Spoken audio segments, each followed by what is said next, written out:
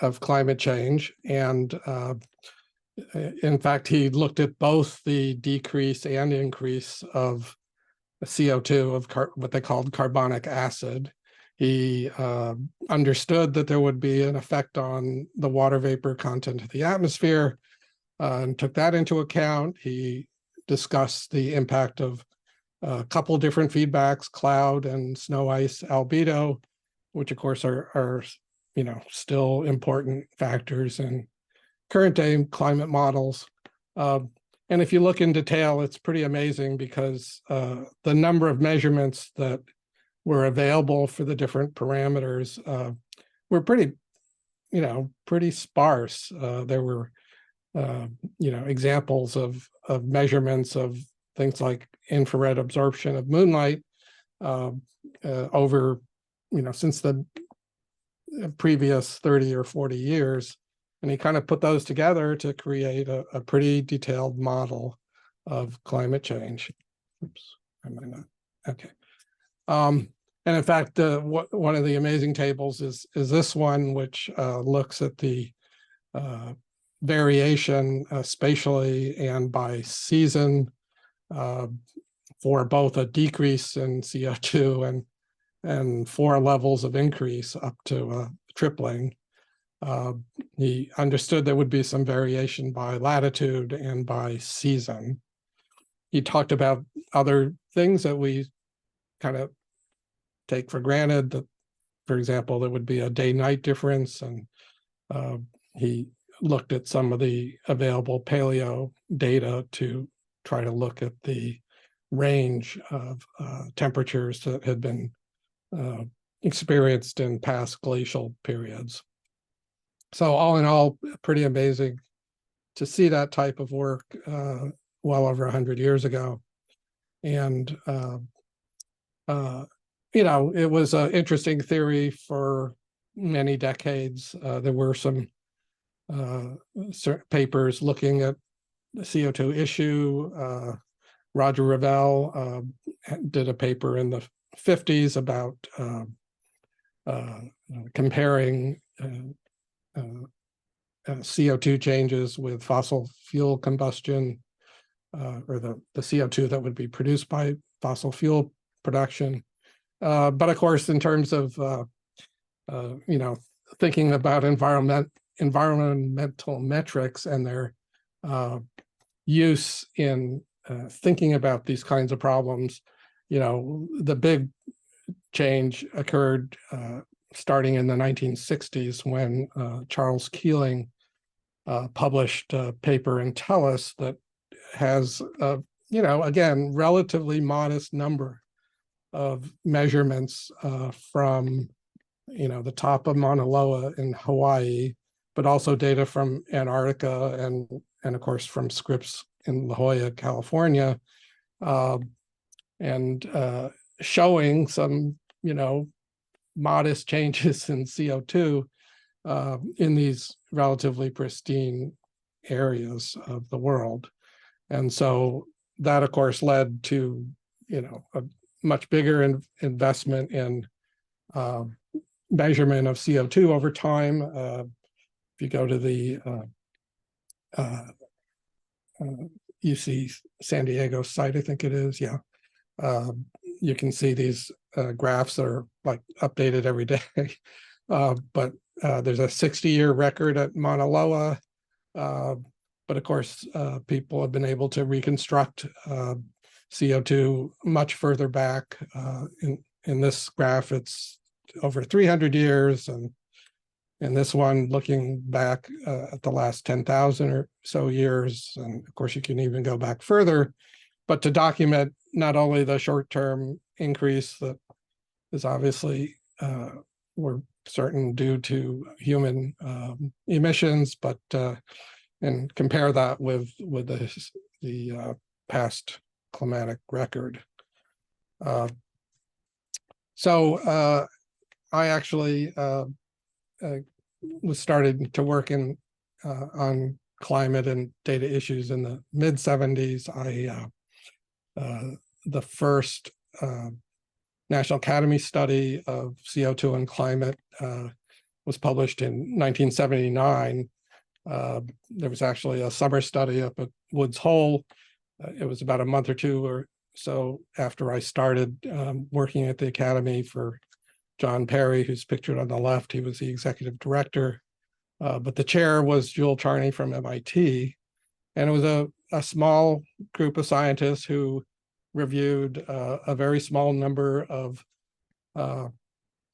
runs of a three-dimensional general circulation model available at the time, just really the model from NOAA that Suki Manabe at NOAA Geophysical Fluid Dynamics Laboratory had produced, another one by Jim Hansen, who is here up in New York, right next to Columbia, at the Goddard Institute for Space Studies. The UK model was really just a proposal. I'll mention that in a second. But you know, there was a summer study in July. This report was issued before the end of the year, and you know, one of the most important quotes is the one here that says, "We estimate the most probable global warming for a doubling of CO2 to be near 3 degrees C with a probable error of plus or minus 1.5 degrees C." And in the table, you can kind of see the models they were working with. They did review a lot of 1- and 2-dimensional models, sort of in comparison to the 3D models, but people felt obviously that the 3-dimensional GCMs were the most likely to capture the you know, the full or at least most of the feedbacks and dynamics that went into this. Well, actually, it was an equilibrium prediction, of course. The Academy did a second study, which took a little more time, chaired by a guy named Joe Smagorinsky. You can see I happened to take a picture of the group from above in the National Center for Atmospheric Research meeting room, but some, you know, key leaders in the field were participating. Steve Schneider at NCAR, Suki Manabe, Larry Gates, Jim Hansen, of course, from GISS. And, you know, they had many more models to review, models and model runs. Of course, some still were pretty simple, didn't have interactive oceans. You know, most of the feedbacks were parameterized, but, you know, people were able to dig in a bit more on what was going on in the models in terms of looking at a doubling of CO2. If you look at the report, there is a chapter or so on issues of monitoring and detection. So it's a much more in-depth analysis of the CO2 climate issue. And actually, my interests at the time were much more in the impacts arena. I was still a graduate student, and I had a chance to work with Steve Schneider at NCAR on this study, which was my first paper. And Steve kind of set up the problem as this you know, low probability, high consequence risk of climate change. And he liked it because we could do some quantitative analysis and think about what the economic value of a sea level rise might be, think about how discount rates would affect a decision made, you know, back then about investing in alternatives to fossil fuels versus the, you know, expected value of future impacts way in the future. In any case, one of the interesting things was I kind of reviewed the literature that was available about the glaciology of the potential deglaciation of the West Antarctic Ice Sheet. There was a lot of debate about how whether that could happen, how quickly deglaciation could occur, and what warning signs would be of a West Antarctic deglaciation. But the consequence, regardless of how long it would take, would be, given the estimates of the ice sheet mass above sea level at the time, would be a 5 to 8 meter rise in mean sea level. I spent a summer, this was before GIS, so I spent a summer doing hand analysis of USGS topo maps at the University of Colorado and produced a set of US maps, or maps like this one of Florida for the whole US coast, and linked it to census data and to try to estimate the total impact on the US, both in terms of area, land area, population, and embedded wealth. So that was kind of an example of the early impacts work. Of course, this is a period when people were starting to move from thinking about, weather prediction in the atmosphere, people trying to understand ocean circulation, looking at atmospheric chemistry, looking at soil and land surface properties separately, and putting them into kind of a broader earth science, earth system science concept. So Francis Brotherton, who was at NCAR as the chief scientist, was kind of developed this diagram that's pretty well known. And that drove thinking of things like the satellite missions that NASA was planning under the, what at the time was called Mission to Planet Earth. Of course, an interesting thing was that the social scientists were thinking about the human dimensions of global change at the time. I had not joined CIESIN yet, but CIESIN had done this study, which was published in 1992, where essentially this little box called human activities, that the earth scientists said, well, let's just put everything humans do into this box that interacts with the rest of the earth.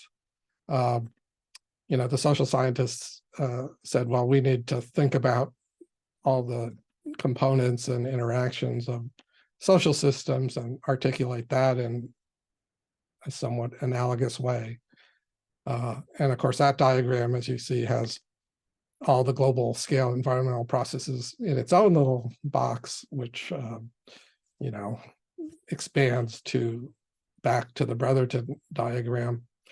So that was, it's actually symptomatic of the kinds of parallel development of thinking about both Earth and social systems. I think it's still difficult for people to work in both arenas. And, I certainly, in the context of thinking about environmental metrics, I'm sure you have to address the kind of divide in thinking between people who work purely on the environmental side and those who work on the impacts, vulnerability, adaptation side. So as I mentioned, that thinking was influential on things like how the NASA organized its not only its satellites, but the way in which the data from satellites was processed and distributed. They set up discipline-oriented centers around the country, but in fact, they had the foresight to think that actually there should be at least a token or some attention to the idea that people are important, and they set up the data center that had run, called the Socioeconomic Data and Application Center, back before in about 1996 or so. We kind of started spinning up, but then we actually relocated to Columbia in 1998, and we were given the mission that recognizing that remote sensing was likely to be more valuable in conjunction with various kinds of socioeconomic data. So we were set up with the explicit task to focus on integrating remote sensing and socioeconomic data and help Earth and social scientists interact and use data more seamlessly and effectively. So skipping ahead through 25 years, we've produce all different kinds of data, or we distribute data that's produced by the community. In many cases, we do value-added work. Since all the other data centers in the network have, really support missions, satellite missions, sometimes field campaign missions, we use the same terminology, but we've have these 5 topics that kind of organize the different kinds of communities and data that we work with. They're just kind of shorthand to tell people a little bit more about the interdisciplinary topics. I won't talk too much about them. But of course, one of our flagship activities has been to focus on population data, moving it from say nationally based or subnationally based administrative units to a gridded format that makes it much more amenable to integration. When we first started this, actually it was Waldo Tobler from UC Santa Barbara, who kind of came up with the idea. And back then GIS was early in its development, so 19,000 admin units was a lot back then, but we've done many versions since, where the last version had over 12 million administrative units, and we're working on a new version that will undoubtedly have more. And more importantly, even with the last version, we're not just talking about how many people, but what's the age and sex distribution? Are they living in urban and rural areas? We're trying to develop, not only the individual level data, but household level data to carry on, pulling it from available censuses and other sources. As Julia mentioned, we've been working with the IPCC for quite a long time through the different IPCC assessments and special reports. There's a lot of data that is both gathered from the literature, but also put together in ways to meet the assessment needs. And early on, that data was pretty ephemeral. People published the report and forgot about the data. We did a number of rescue missions to try to find where the last version of the data set was, often on some co-author's computer and not well documented. So this data distribution center kind of helps pull that together. Our partners worked with things like subsets of the climate model intercomparison project runs that are now kind of processed every 5 years or so in conjunction with an assessment. But IPCC has gotten much more conscious about the need for the data and information that's produced in the reports to be traceable and recoverable. So we are trying to scale up the data management aspect of it. That's proceeding. We actually just released a brand new data set from the 6th assessment on observed and projected impact assessments, which were in the report that was released over a year ago. But again, working with the author teams and stuff does take a lot of effort.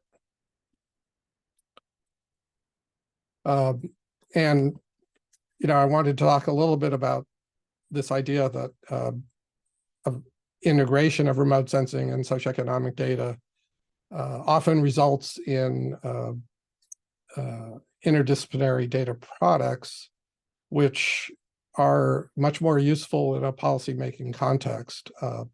So the idea that, environmental metrics have to be converted into something that is of use to the stakeholders, that fits their need, their unit of analysis, their decision time frame, is an important concept. And we've been working with the international indicator community for quite some time. We started with something called the Environmental Sustainability Index, which morphed into the Environmental Performance Index, which is still released every other year. We also help, that spun off some indicators on resource protection and child health that is used by the Millennium Challenge Corporation, which disperses aid to countries based on a basket of criteria, of which those are 2 out of like 17 indicators. And we've, of course, been working in the context of the UN Sustainable Development Goals. Of course, there are hundreds of those indicators. We've released 4 that were done consistently for all countries around the world. I'll say a little bit more about that later. And I think one of the questions of interest is, how impactful are these integrated metrics in terms of actually changing behavior and policy? So one example, which stems from the first version of the index that we developed quite a long time ago, over 20 years ago, was the Environmental Sustainability Index. In 2002, South Korea was ranked 136th overall, which was a huge embarrassment to the government. They actually established something called the 136th Forum and worked at the national and urban level to implement a whole set of environmental and land use policies, which appear, as you can see from this graph, when the forum started, to at least be corresponding to subsequent policy changes that led to improved air quality and other things. So this is an example that, where we feel indicators accomplish the goal of translating scientific information into a form that policy and decision makers will take seriously and lead to behavioral change. Of course, the 2030 Agenda, I presume most people are familiar with, is premised on this principle that metrics help incentivize and help people be more effective in managing change. It was built on something called the Millennium Development Goals, which only had 8 goals and seemed to be effective in terms of impacting policy at the global level. SDGs, we're now not that many years away. It's a little hard to tell how effective it will be. But as part of this process, certainly people realize that, not just doing these things at the national level, but working with disaggregated data was really important. I was involved in a group almost 10 years ago now, which looked at some of these issues and this hope that new data science methods and approaches in the public and private sector would actually help facilitate this whole process. But I think looking back, especially with recent setbacks, things like conflict and pandemics that no one really expected, I think the important question is this kind of framework sufficient to really change behavior related to climate change, which is so tied fundamentally to our energy system? I'd like to use this cartoon a lot because I think it reflects part of our dilemma. So I wanted to raise, are there obstacles? Are there solutions that we need to be thinking about? The common refrain is that there's still too many uncertainties to make it possible to take action. The flip side is we're now in a world where there's tons of data. It doesn't always agree. It's hard to sort out. So people avoid trying to make decisions because they're flooded by data. There is a case that maybe the data and the evidence aren't in the right place or in the right form for people to fully use it.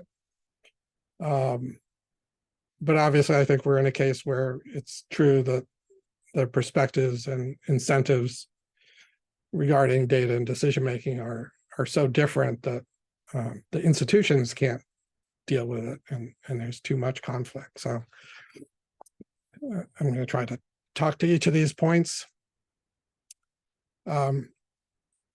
So the uncertainty thing I think is interesting. If you remember at the beginning, I quoted the 3 plus or minus 1.5 degrees.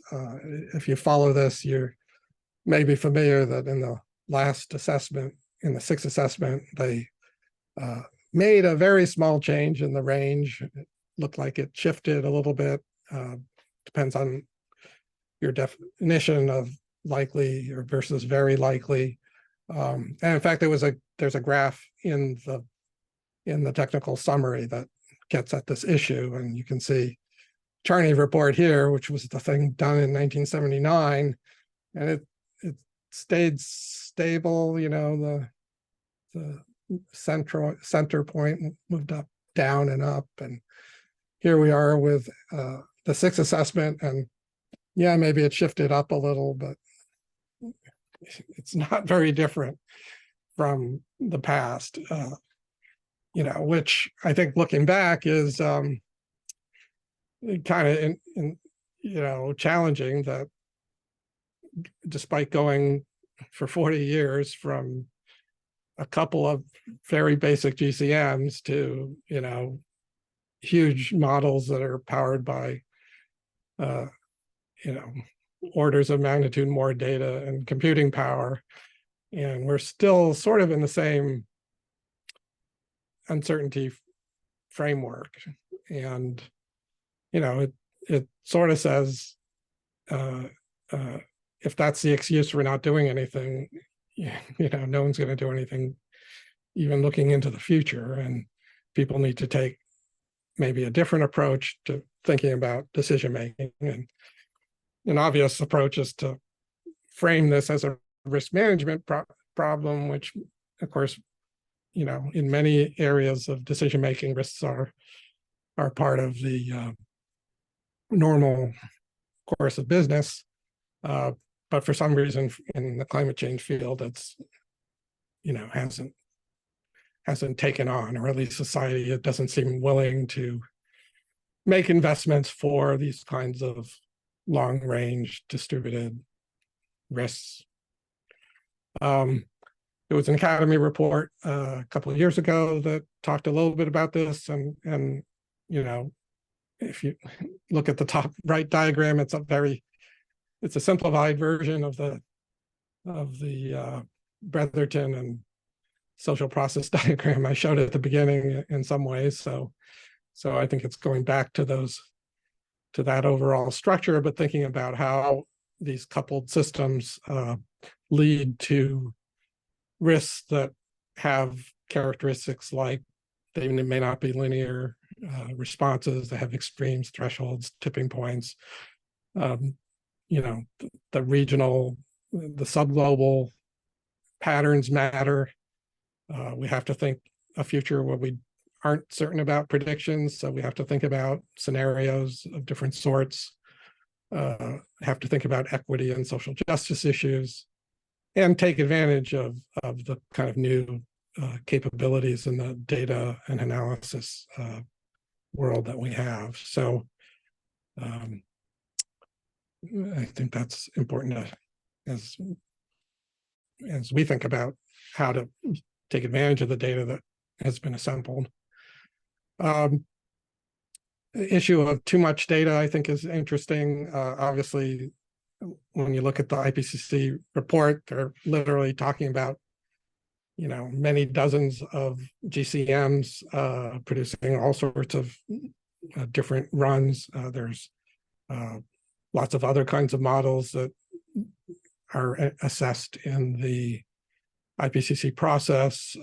In the area I work in, there's at least a half a dozen similar data products looking at population. The core one that we produce is purposely unmodeled. It's just taking available census data and spreading it evenly, but we work with other groups that take high resolution remote sensing, for example, to figure out where buildings are and then model the population distribution on the building footprint distribution. And all these groups have different sorts of models with different inputs, which is great from a scientific viewpoint, but gets confusing to others who want to use the data for creating metrics. For example, in the Sustainable Development Goal framework, you often see countries computing indicators using established international methods, but they're all, they're rate-based. They're saying, well, what percentage of the total population has access to open space or to roads or are close to healthcare facilities, but they just randomly grab whatever population data is available. Sometimes it's locally available, but often it's one of these data sets.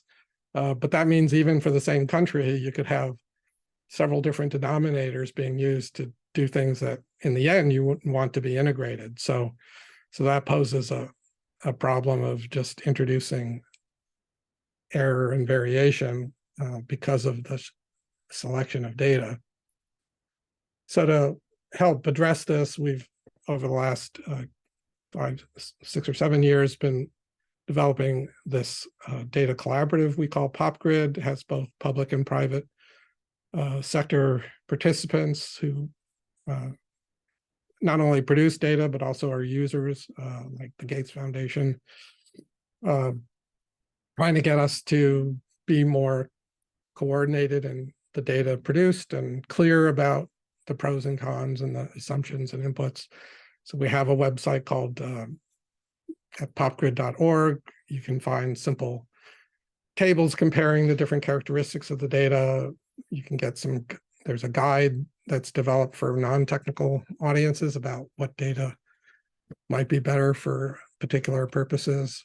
And there's a tool that CDAC developed, which allows you to go in and pick any combination of the data from all these different sources, also settle some of the input settlement and settlement databases, land cover databases.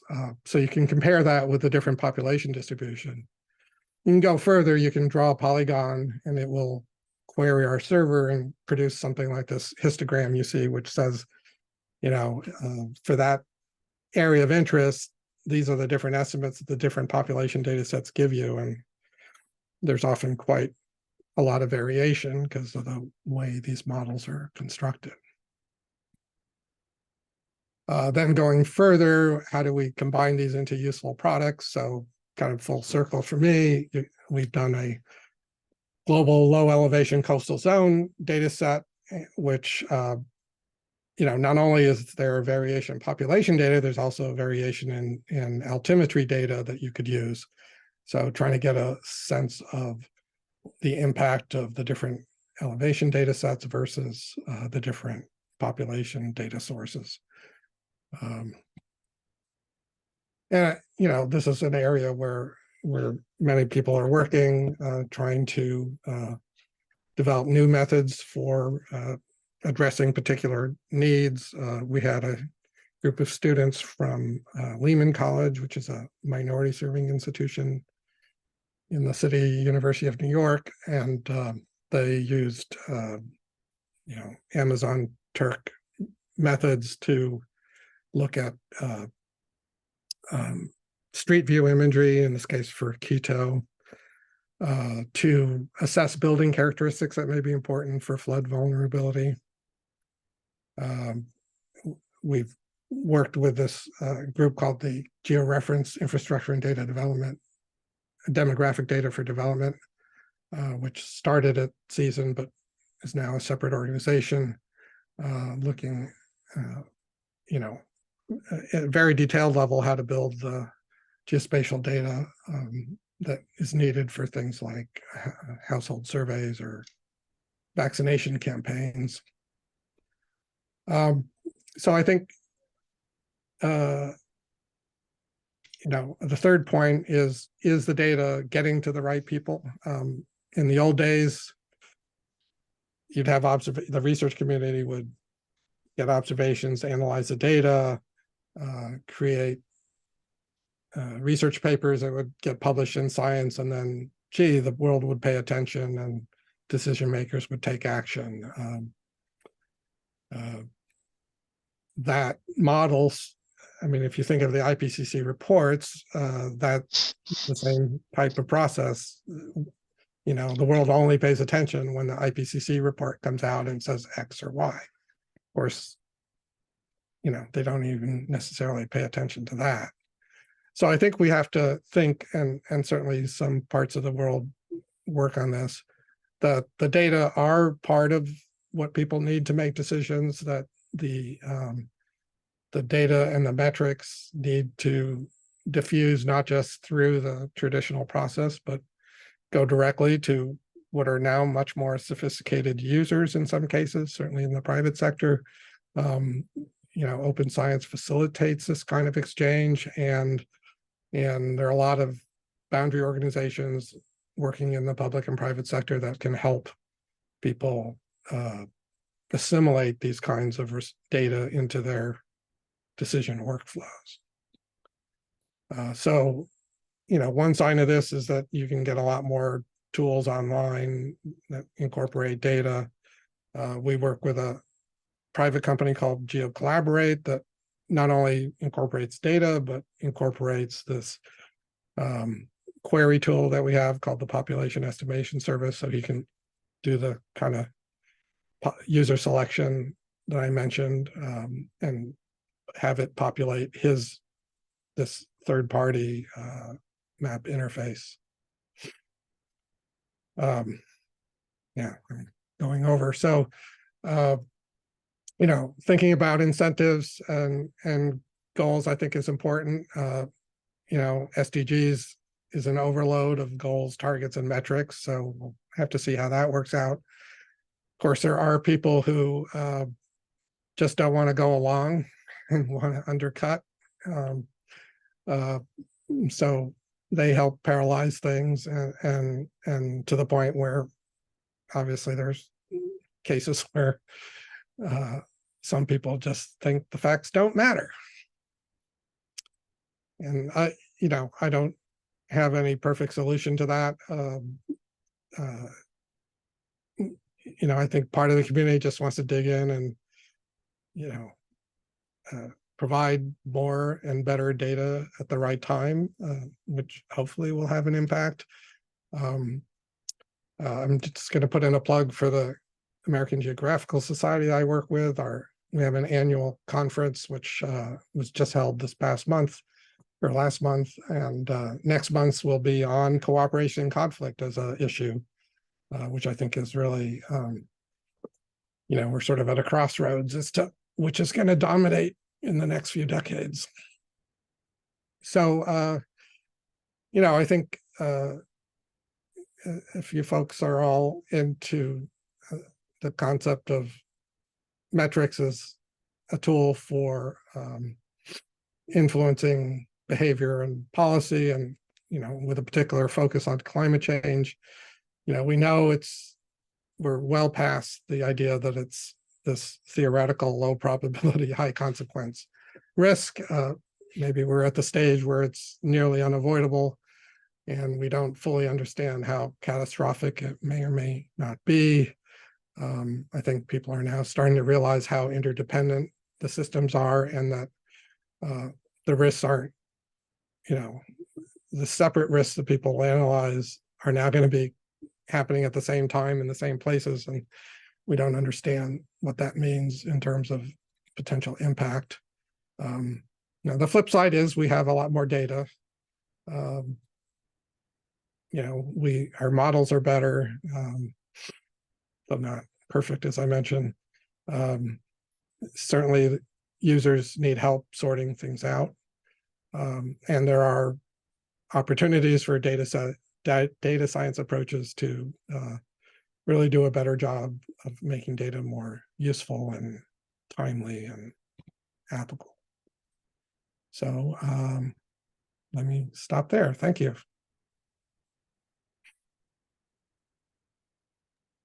Oh, so thank you so much, Dr. Chen, for this great and actually extremely insightful talk.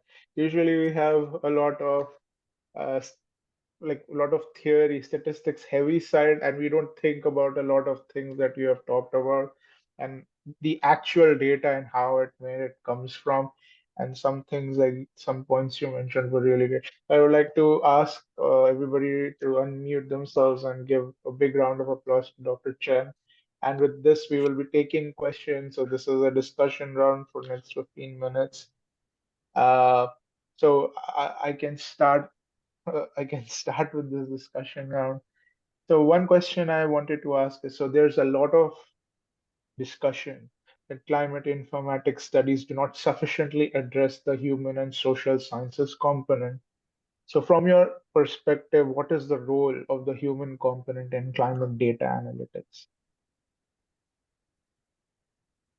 Well, there's, I think, a couple levels. I mean, obviously, humans are the drivers of some of the climate change, and then, of course, it's important to the impact. If some extreme or sea level rise occurs where nobody lives, do we care? But if it's Hong Kong or Shanghai or New York, yeah, people care because it's affecting tens of millions of people or more. So that's the simplest level, but I think if we're not just at the point of diagnosing who's at fault or who's most at risk, I think to me one of the keys is, as you start to take action and modify things, you have to take into account not just the environmental feedbacks of climate modification or carbon sequestration or whatever, but then the social system reaction to those things and the impacts of work. I didn't mention it. We're doing a lot of work at our center on climate migration, and people. One of the features of even the early integrated assessment models is they didn't really give feedbacks into how people's fertility, mortality, and migration would be affected by the things that are going on both in society and with the climate. And we still don't obviously fully understand those feedbacks on the decadal time scale. So yeah, that's a big gap. Thank you. I also wanted to ask another question. So uh, with you mentioned, so more data is also there's a downside to it. Yes, it can be used, but there's a downside. It creates some uncertainty.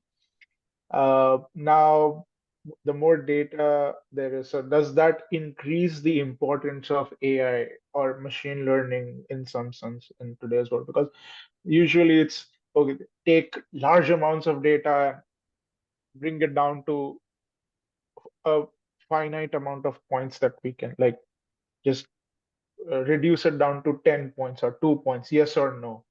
Usually, a lot of machine learning, deep learning does that for us. So, does more data imply more importance of machine learning, deep learning, or it's the other way around? Oh no, now you have so many deep learning models giving you so many different yeses and nos. So how does one balance that?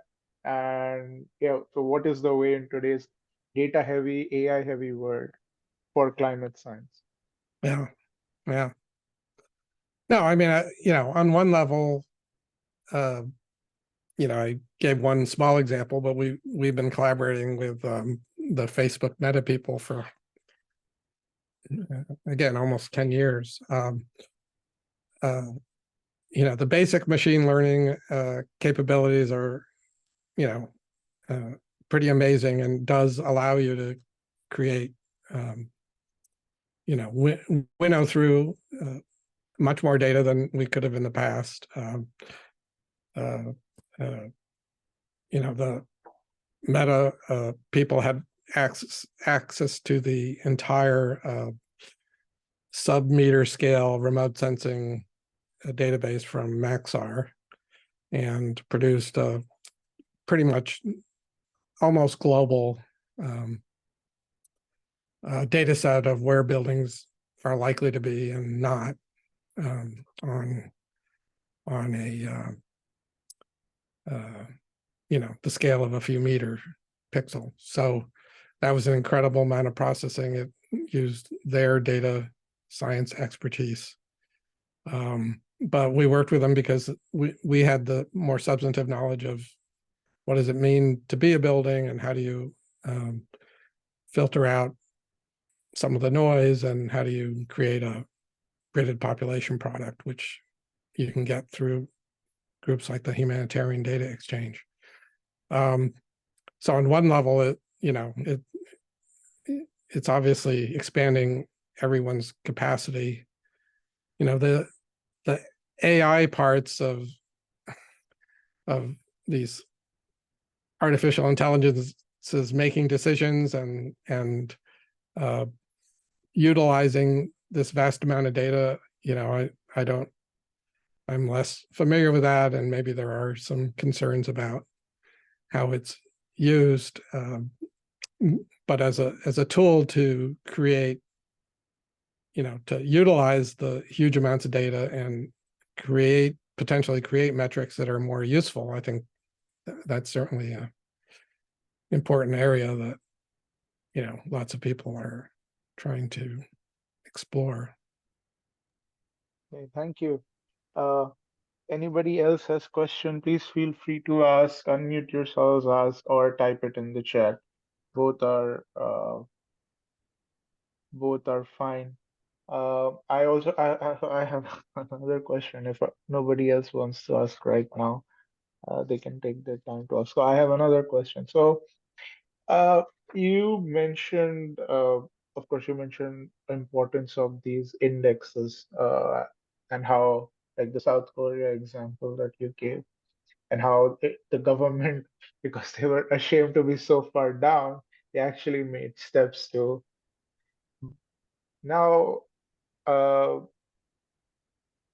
my question is, so how, when, so these are for policy making, and of course, in policy making, it's more complicated, but for just scientists on a day-to-day basis, how do we absorb, or in some sense, what do we have to be careful about utilizing these indexes in our research and putting out some research that probably might be cited? But in short, my question is how to think about the uncertainty in some sense about these indexes, and how can we be more careful about the science we do using them?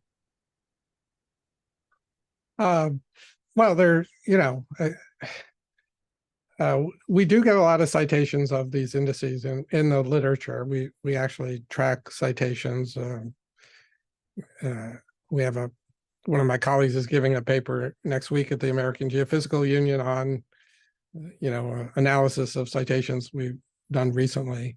And these indices are often cited. From a research viewpoint, they are a shorthand way of taking multidimensional characteristics and collapsing them into kind of a single parameter that might be, one input out of another dozen in an empirical model or something like that. So one of the indicators, for example, is called the human, that we developed many years ago, is called the human footprint. And it's widely used. It's been in National Geographic and other things, but it, you know, it pulls the concept of human influence on the planet into one parameter that isn't just, do people live there, or you know, it brings in other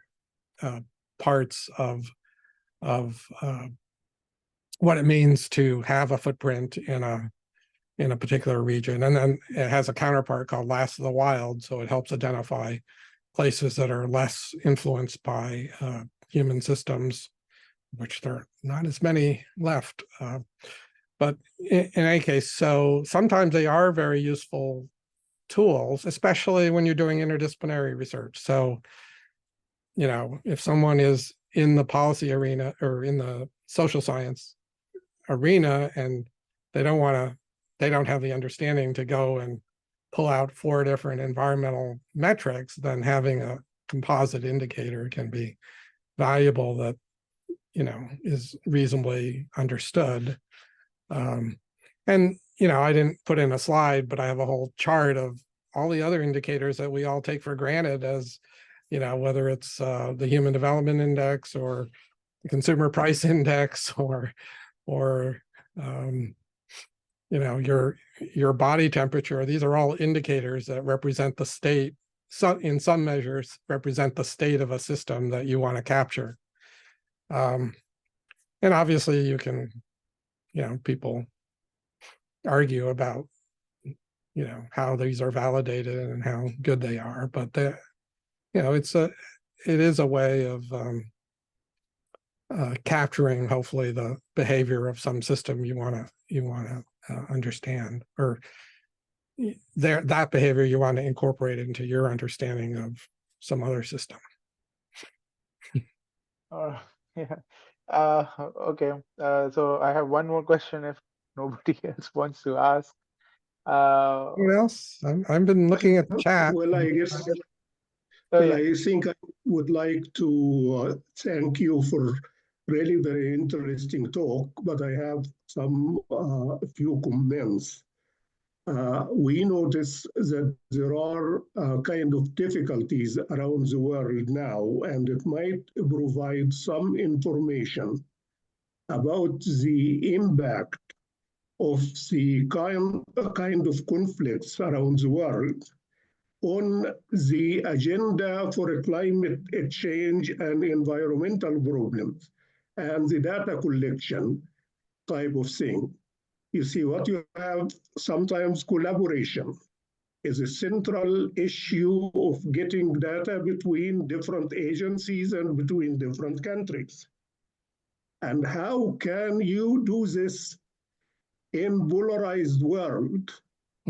And you have lots of tons of war materials falling in Ukraine and falling in the Middle East and falling everywhere.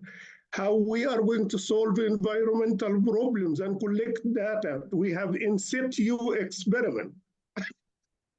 Do you have anything to say about that? Oh yeah, no, I mean, that's definitely one of those, if I go back to that other cartoon, you know, oops, where'd it go? I pass it. I missed it. Where'd it go? Anyway, no, it's definitely an issue. I actually do work on data policy, open data sharing policy, and I forget where I put that cartoon. Anyway, yeah, and if you remember during the Cold War, the scientific community, stemming from the International Geophysical Year, tried to maintain scientific exchange and collaboration despite the Cold War, and that was through something called the International Council of Scientific Unions, which is now the International Scientific Council. And there was actually a network of world data centers that were allowed to communicate, exchange data across the Iron Curtain because of this larger concept that there should be universal access and freedom of data, which, you know, some of it originates in the universal principles of human rights and the ICSU's charter set of fundamental principles.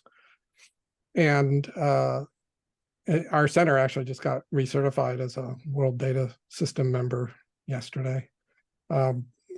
So that was interesting because it allowed science to somewhat stay away from the kind of Cold War conflicts.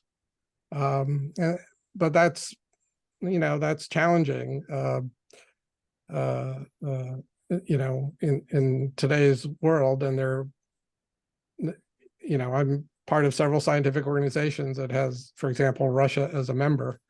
And it's obviously a very tense situation. I've been part of groups where both Taiwan and China were also members. You know, people worked out different things.